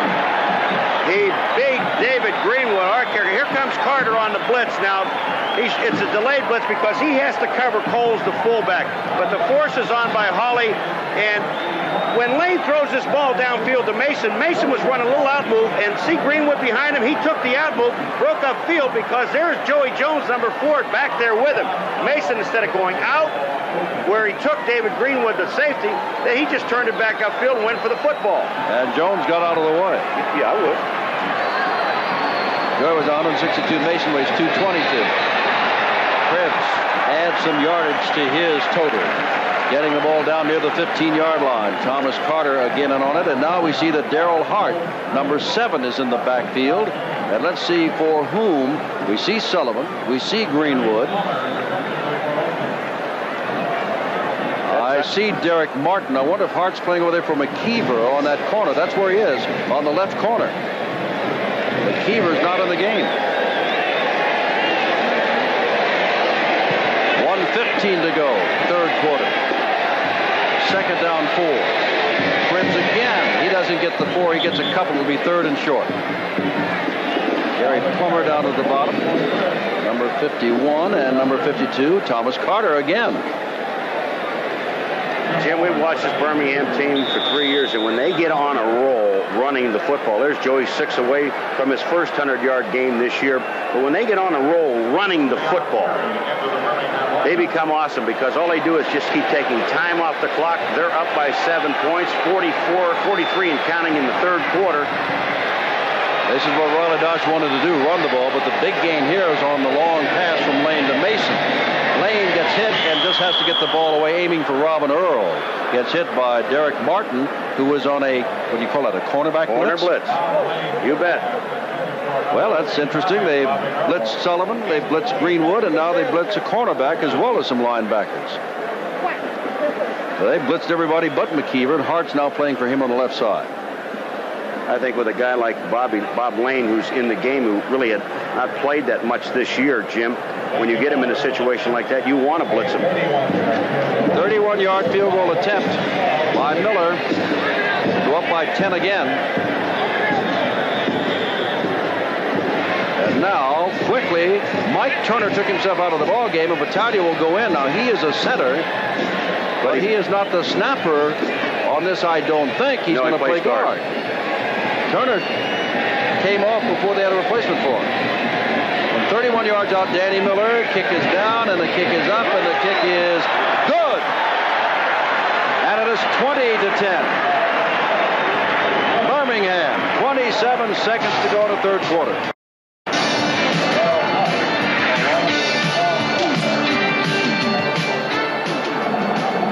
7 seconds to go, third quarter. Miller, who just kicked the 31-yard field goal to give the Stallions a 10-point lead, will kick off. And this is Hart with the ball at the 11. No place to go there, so he'll try to get outside, and Woodbury's going to make sure he doesn't as he drags him outside. 16 seconds to go, timeout, and it's 20-10, Birmingham leading Oakland. That's half of his total. The previous 3 games, he had no interceptions and 9 touchdown passes. And now Hebert's team is down by 10 points with 16 seconds to go. Having a fair day today, Clanton got his 9th interception against him. But he has been harassed in a hard-hitting football game on both sides of the line of scrimmage.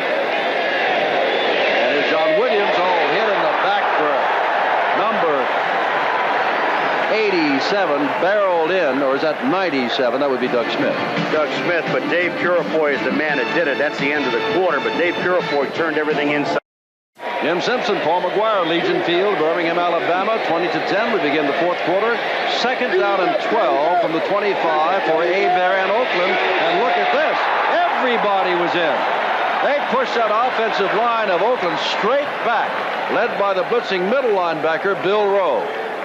Taylor, number 70, was also there, but watch Rowe. He's the leading tackler. Watch this. When he takes off for the blitz, he's going. He just runs in and runs over Turner, who is the backup center, and gets right to the quarterback. That's beautiful, isn't it? I bet you Steve Spurrier and some of his Tampa Bay Bandits are watching tonight because they're tied with Birmingham, and they got a deal with Denver, which looked great against Arizona on Monday night. On Monday night coming, you'll see that on ESPN, and then Tampa Bay and Birmingham meet for the first time this year next week. Third down and 21. Hebert. Running won't do it. He's going to throw the ball with the arm. Banks back there, doesn't get it. Banks back there does not get it.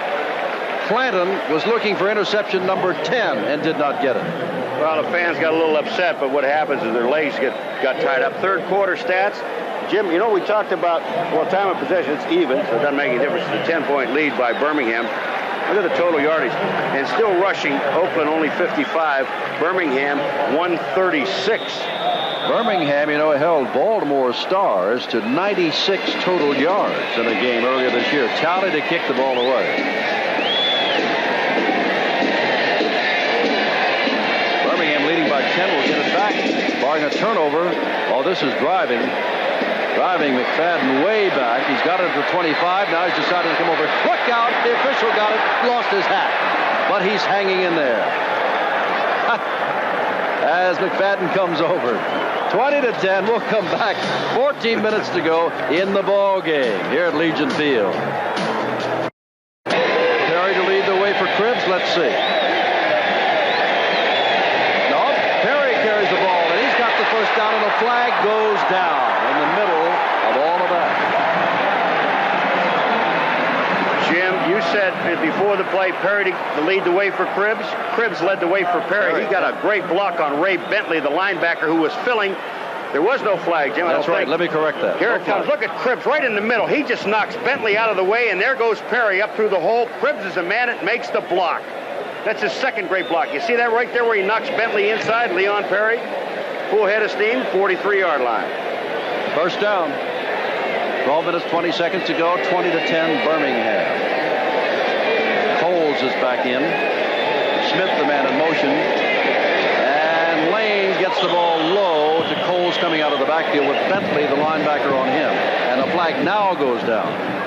And I think they're going to call it on Vaughn, number 77. What is this for? Roughing the passer? No. 77 on the defense. You're right. Unnecessary roughness. On Battaglia, I think the center. Reuben Vaughn. Battaglia's battling a hamstring. There's Reuben Vaughn. Good pass rusher out of Colorado. Has 3 sacks and now 1 penalty. Jim, and I just watch, you watch all these things and you see Cribbs, who is a great runner, a great receiver. We've seen some excellent blocks. He just got another great block, pass protecting that time for Lane.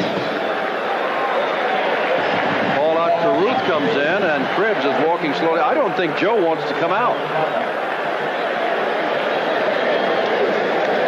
Got 94 yards. There's Bob Lane filling in for Cliff Stout, who is injured and on the sidelines. Aggravated the injury to his elbow that was in a cast Monday, Tuesday, and Wednesday of this week. Started off well, but then toward the end of the first half began to bounce passes to people. Hi, Charles and Mamie. Caruth in the backfield with Leon Perry. And it is Perry carrying the football. He can carry the football. He is a load, but what a great blocker Leon Perry is. Plummer makes the stop. I watch Vaughn. You got to watch him after they do this. Watch what Vaughn does to Battaglia. Here's Vaughn hitting Battaglia. He's going to throw him away right there. Then he's going to get hit by Idolette here. Spins back and almost gets into the play. He just fired up after that roughing call. That's what is known as being in the trenches. Second down, 7 to go. High formations for one of the few times that they've shown it in this half. They expected to run a lot. Oh, dropped the football. Lane picks it up, and Lane battles inside the 35-yard line with Carter hanging on. And Reuben Vaughn is there again, as you'll see big number 77 get up again. Yeah, but what they did that time is they put Idolette and Battaglia, and they double-team Vaughn. Watch how fast he disappears off the line. Bang, here he goes. He's going backwards. The ball was dropped now. He gets through. And I said, I'm sorry, I said that Battaglia and Idolette, it was Pat Saindon 74 that was in there, and they just drove him right off the line of scrimmage. Third down and 3, still made the tackle, and now goes to the sidelines. Coming in is Tim Moore at nose tackle, number 92. But they're controlling the ball. Robin Earl goes in motion. Here's Bob Lane. Bob Lane, oh, look at this. Tell you what, Mason was trying to turn around to get to that ball, and there was another receiver in the territory along with 4 defenders. None of it worked for Birmingham. I didn't call Pat Saindon the last time, but here he is this time. Take a look at number 74. He's pulling out with Lane. He's the guard. Now watch. He's going to sit to the outside, and he moves it on a linebacker, and that's Carter. And you want to see someone on his back, but there's a lineman downfield when the pass was thrown. Fourth down and 3. Reuben Vaughn is coming back in, and Doug Holly is coming back in as they take out Moore and Carter, the nose tackle and the linebacker, and replace them with big, tough men on 4th and short. Jim, they've taken a center, Turner, number 64, and he is the tight end on the top side. He reported to the official. Now, Cribbs trying to get it, and I don't think Joe's going to get it. Nope, does not. The man down at the bottom is Plummer, number 51, and taking over right there at the 37-yard line with outstanding field position, down by 10, the Oakland Invaders. And we got 10-14 left in the game. Great pursuit by the linebacker. Look, everybody's jammed up on the line of scrimmage. There are 8 guys there. They're sending corners and safeties. The blocking right there. Plummer gets blocked there, but watch the hustle of Plummer. He's going to come back to this side and make the tackle. That's good hustle. Here comes Cribbs again. Coles is out there blocking for him, but he makes a step. The force was back to the outside by David Shaw. When he forced Joe Cribbs out, then Plummer comes in and makes the play along with Derek Martin. Helped off the field.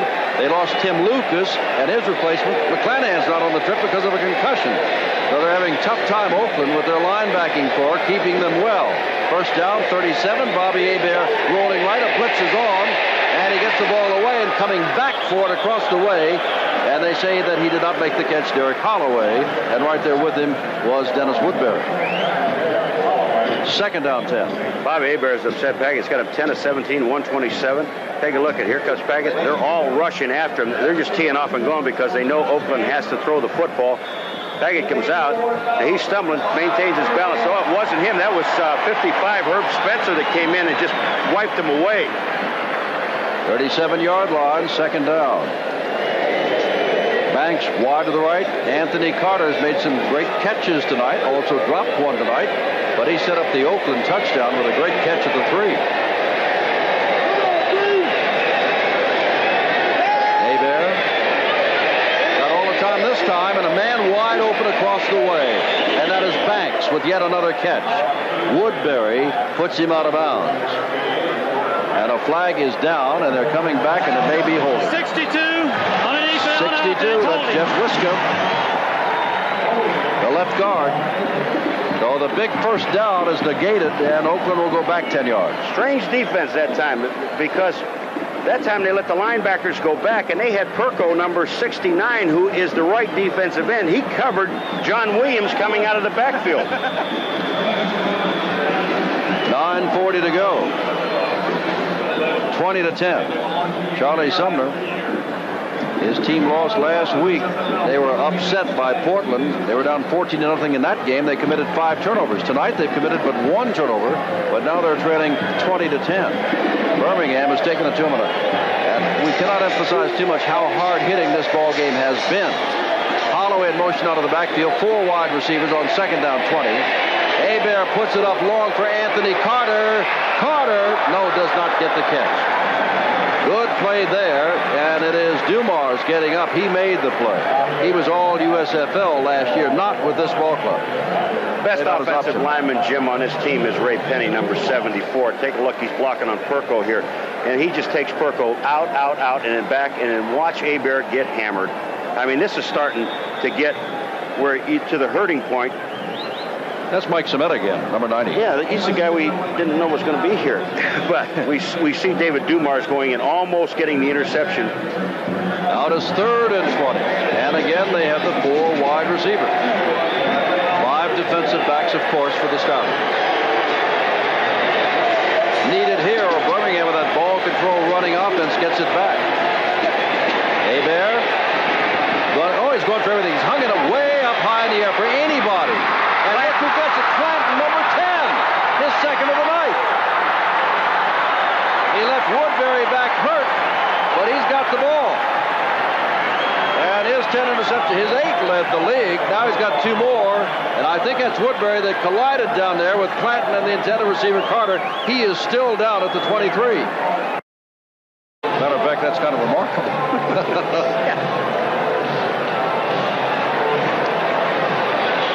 From the 41, good crowd tonight. Crowd concerned about the financial problems brought about by the withdrawal of the owner, Marvin Warner. And look at Cole, or rather I should say Perry Leon, picks up 9 yards out to midfield. Charlie Sumner, a beleaguered man, isn't he? Well, I'll tell you, he said it to us too, and it's not.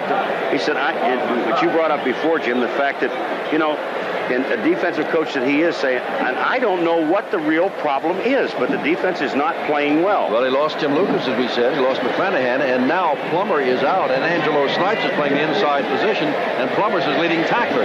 Snipes' number is 59. Oh, nowhere to go there, is it? That is Sullivan getting cribs. That's a free safety blitz, and Sullivan really timed that thing beautifully. He sat back about 4 or 5 yards, then just came up to the line of scrimmage on the outside. The fullback never saw him. Take a look at Coles right here from the outside. Bang! Now, you probably saw something else. You were looking at that play, but you saw the left-hand side of your screen. Number 51, Plummer, is back in the ball game, and that's good news for Plummer as well as the Oakland Invaders and their fans. 3rd down and about 2 to go. Timeout. Yeah, Toller's going one way, Smith another, and Lane's coming off the field. Timeout. Using up the timeout. First 7:09 left in the game. 3rd down and 2 is the situation for the Stallions.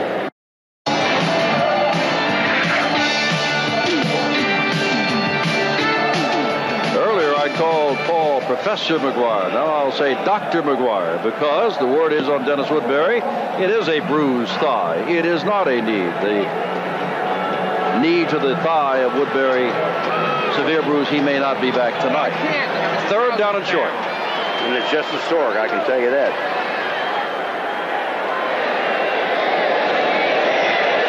Here's Lane after the timeout with the play, and it's not going to get it. It all depends on where they mark it. It's going to be about 1.5 yards shy. It'll be 4th down and decision time. Reuben Vaughn, the man causing all the problems. Boy, you know, John Sullivan that time, number 41, forced again on the outside.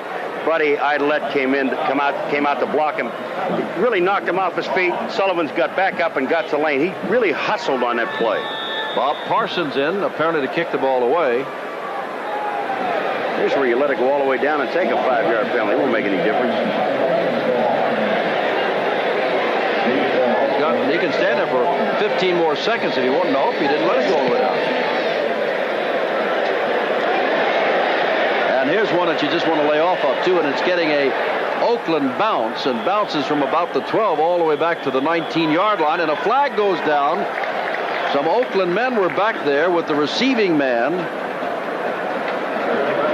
of the Birmingham team. And let's see what it is. Way away from where the ball was.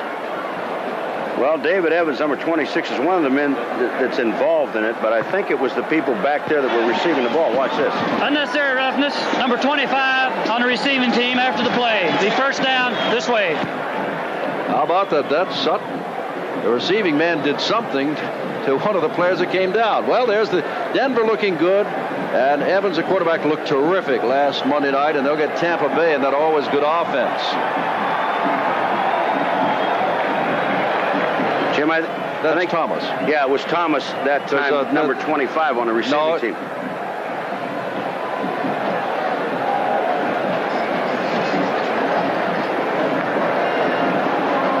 New Jersey, Doug Flutie, Memphis Showboat. That's next Friday. You're on ESPN. Flutie getting a baptism, and then you see Denver again. And Paul and I'll be out there a week from tonight. Los Angeles Express still looking for Steve Young to get back with it. You're right, Paul. That was Lynn Thomas, 4-year veteran. Used to play with the 49ers, as a matter of fact. That did something. He didn't like what's going on either. We've had how many unnecessary roughness penalties tonight? 2 against Greenwood. 1 against Holly, was it? Yeah. 1 against Vaughn, that's 4. 1 against Lynn Thomas, that's 5 that I can recall. 5 unnecessary roughness. And I'll say again, and let Paul point it out a little bit. This is a hard-hitting ball game. Not necessarily because of the unnecessary roughness, but the tackles are tough. And there's so much at stake for both of these teams. And I just have the feeling there may be a couple more before this game's over with, because it's getting heated. With 6:17 to go, Oakland needs points. They're down by 10.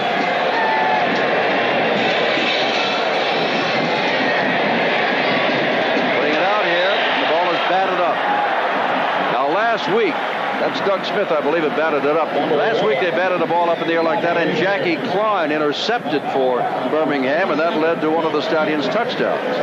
This time no one was near to get the batted down pass. 2nd down and 10 from the 10. You know, is Jackie Klein in there? I think he is. We have not called his name since the first half, and he had a great first half defensively.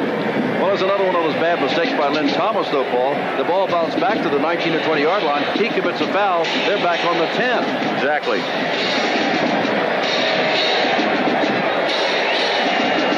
Hebert whips it out there, and Jordan is going to be baptized again by Walton, another defensive back. Ted, a 5-year veteran out of Connecticut, number 31. First time we've called his name tonight, and he's not been out there too much tonight. All right, Walton played to play well. Here's Perko and Penny again. 74 is Penny, 69 is Perko. And Perko, he just can't get anywhere. Wiska's doing a great job on that side also. Can't get anywhere. That's where the blocking is doing well, is on that side. Where they're having problems is on the right side. As you mentioned before, they changed the whole right side of the line, including the center. Sutton is playing defensive left corner. There are 5 backs in there. He was the nickel back. Now he's playing regularly, so Walton gets the call as the nickel back. Lost the football. And they're battling for it at about the 7-yard line. And they say that Oakland has it, but it's going to be 4th down and a bundle. 4th and about 13 yards. And now they need the league's leading punter to get off one of his best punts, if not his best punt of the night. Stan Talley will be kicking from his own end zone, down by 10 points with less than 5.5 minutes to go. Is it time for a quarterback change? I don't know, but boy, you can add fuel to the quarterback fire out in the Bay Area. Should Fasano, who did so well in other years for them, play? Or should it be this man here, Bobby Hebert? He has not had a great night. There's Talley. And they're coming. Wobbly kick. That McFadden was playing it too shallow. And now he's going to back away from the ball and let it roll. What is he doing? Nobody was within 20 yards of him, and I think he thought the ball was going to take a hop that he may not be able to handle cleanly, so he just backed off. And the ball rolls down inside the 20-yard line. Jim, now people are booing McFadden for this, but he really did the smart thing. They're up by 10 points. And here comes Talley now. He hits this ball very well, and he's kicking to his left, away from McFadden, who is at the right. Now, McFadden, as you said, Jim, was thinking right at that point, well, if I have to run over there and make a catch and maybe muff it down there and fumble it, now the Oakland Invaders have great field position. Let the thing go. We've got a good offense. We have 10 points. The clock is running. We know we can run the clock out. Well, it wasn't bouncing truly for him, and that's another reason why I'm sure he did. Birmingham, net 10 in the giveaway takeaway department. They led the league last year. First down and 10 for Birmingham. Clock on their side, 4:35 to go. That was a 76-yard punt, by the way. If you want to know how far it was, look at Leon Perry go. He is sandwiched at the 20 after picking up 3, 2nd down and 7. Well, Joe Cribbs didn't get his 100 yards tonight. And he is going to be close to it. But time is running away, and it looks as though Birmingham, barring some kind of big turnover here, is going to be able to run some time off the clock and have a good opportunity to be 6-2, the best record of anybody in the league as this weekend starts. A lot of the Birmingham fans, and there are a lot of them here tonight, figure this ball game is over. They're on their way out. Especially with their offense. Cribbs was at 94 yards at one point. They'll give it to him here and let him get it.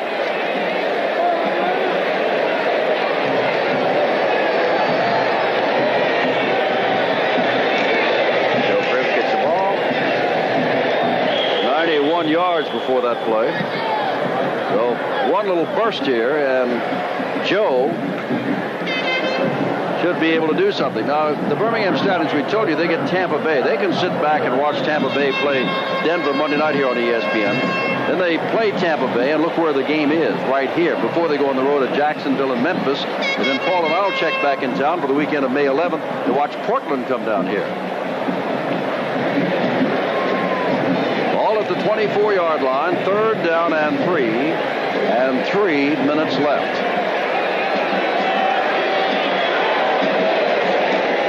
Oakland in danger as Perry carries the ball of losing its 3rd in a row. That's Coles.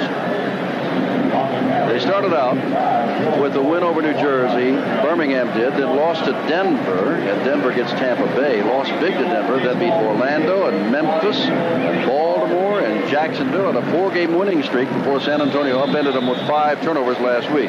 There is the clock.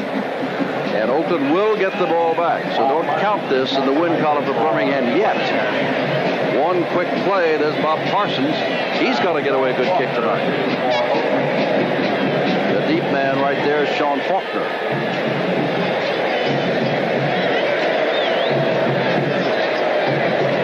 Some of this giant crowd leaving may give pause here.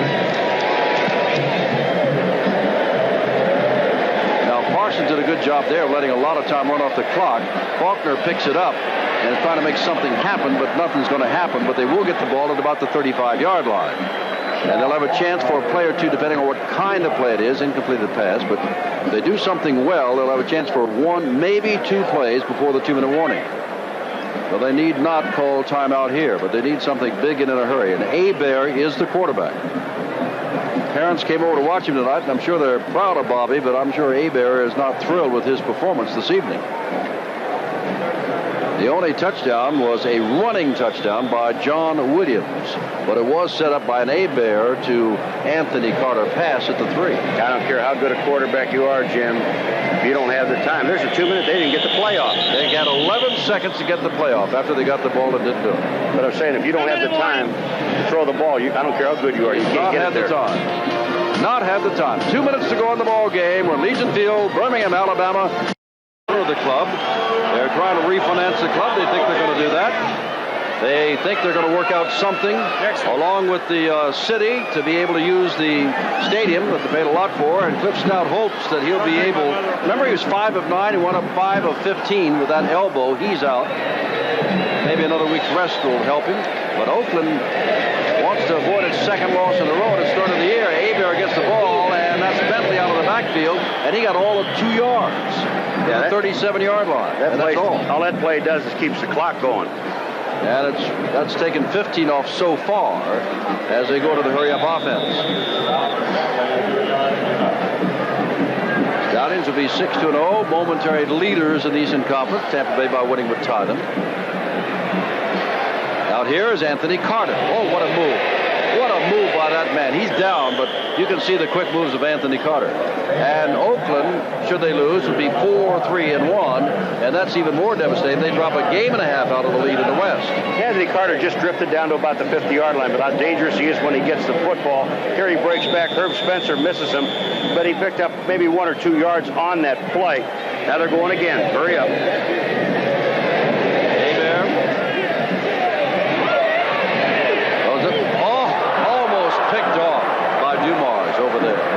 Dumars had touchdown all over it. He makes one more step. They were throwing the ball out there to Bentley, Jim, and Dumars had it. He knows it. And, of course, Woodbury has not come back into the ballgame. Sutton continues to play the corner. 1:13 left. Now, Oakland is completing its 4th road game. They will be glad to get home. They get San Antonio a week from Monday, and 5 days after that, they get Arizona. Again, over there, and again, that is Bentley. Bentley should try to get out of bounds. And they say he is out of bounds at the 31-yard line. 1:04 left, down by 10 points. Well, Bentley knew one thing. You know, you're right about getting out of bounds, Jim, but Bentley knows that, I think he does anyway, I'll give him the credit for it, that the clock does stop when they move the chains inside the 2 minutes. But it's going to start, and they're still going to lose some seconds. Now, there's 2, 3, 4, 5, 6, 7, 8 seconds. On this side, Carter can't hold on to that one. That stops the clock with 53 seconds to go. But I think it's safe to say, barring one of the more miraculous finishes we've seen in some years, that the Stallions have won this ballgame. Chuck Clanton, number 24, with 2 interceptions. He's hanging around down by the goal line. He loves this. Yeah, he's looking for something deep back there. He just said, I'll wait down here by the goal line. You throw something deep. You could almost see, as Joe Cripps wound up with 93 yards and 24 rushes, you could almost see the disappointment in the defensive back's eyes when Oakland opened early with a lot of running plays and did not put the ball up. Clanton, he's down by the 14-yard line. Now he's going towards the end zone. Nope, they'll put it out over here. That's Carter again. Oh, look at these moves. If he can make something happen, and he can't. He could get in the end zone. They still had a shot. That'll stop the clock. There are very few people that can do what he just did. When he went downfield, Carter, Jim, he looked where the defensive back was. Watch it. Watch his head. He knows the ball's coming. Now watch what he does. Oh, we lose him out of there for a second. But he looked downfield to see where the defensive back was, and that was David Evans. As soon as he caught the ball, he moved back away from him. Here's Hebert. Underthrows for Bentley. With Dumars again in the territory. 30 seconds to go in this 20-10 ball game. Doug Smith checking in. Defensive tackle, Birmingham. They'll take out Malcolm Taylor. Well, if you're going to please your fans who want to keep you in your city and help you with your finances, that they all do, this is the way to do it. Win a ball game and almost dominate the game. Charlie Sumner's group has not really been in the game. They're within a touchdown, and that's been about it. That's the closest they've been. When Raleigh takes off his headset, does that mean it's over? Like Red Auerbach lighting up the cigar. Second down. And over there again, and the ball is pulled out by Banks. And he reaches out to stop the clock with the first down. 23 seconds to go. Time is called. By the way, it has been proven that the Birmingham Stallions in this city, a USFL team, generated about $16 million in revenue for the city the first year they were here. About 18 last year. They expect about $22 million to be generated by the team this year. That's another reason why city officials want the Stallions to stay here. Not a bad franchise. They just lost their financial support when Marvin Warner ran into financial trouble. They're staying here. Oh, yeah. 23 seconds to go. They need the quick score. And then they need the onside kick. And then they need at least a field goal. And by the way, Oakland has been in overtime before. They tied Baltimore 17-17 after an overtime period. The USFL on ESPN Monday night. Denver looking good last Monday night against Tampa Bay, which now must win to stay in a tie. The Eastern Conference win with Birmingham. And then New Jersey with Doug Flutie at Memphis. It's got its own good quarterback in Walter Lewis. And Los Angeles hoping for the return of Steve Young back at Denver, where Paul and I will be next Saturday night, 9 o'clock Eastern time. This game is not yet over, not quite. Ball inside the 4-yard line. Schumann wide to the right. Carter inside of him. Holloway in the backfield. That's Holloway in motion. Hebert. They need the touchdown. They got the touchdown. And that's to Anthony Carter. And now 19 seconds to go. And it is 20-16. Becomes a very important extra point. They got to get the ball back on a onside kick attempt, and then Boyovich has to do his thing. Do you believe how wide open he was? I don't know if anybody even watched Anthony Carter. He just slides over. They must have playing zone. It's the only thing I can think of, because the closest man to him is a linebacker, and that was Ken Kelly. You're going to see him. They had a blitz on, which you would think would be man-to-man coverage on a blitz, but Anthony was wide open. Novo to try the extra point. Hebert's scored his 17th touchdown pass. And now we've got a 3-point ball game with 19 seconds to go. And who knows, maybe it could be one of the more miraculous finishes.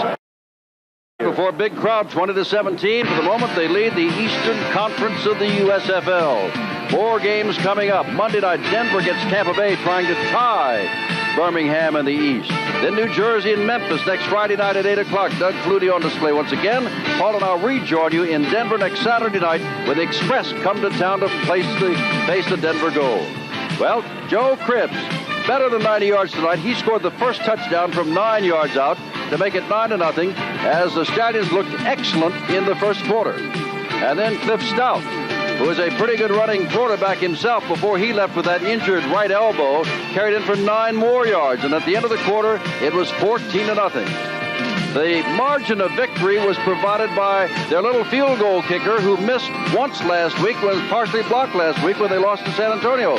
Danny Miller knocked one through, and that was the margin of victory in this 20-17 ball game.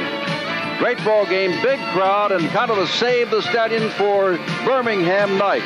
Miller emphasizes how good they felt about it, for after all, they are with Tampa Bay now. Raleigh Dodge is the winner again.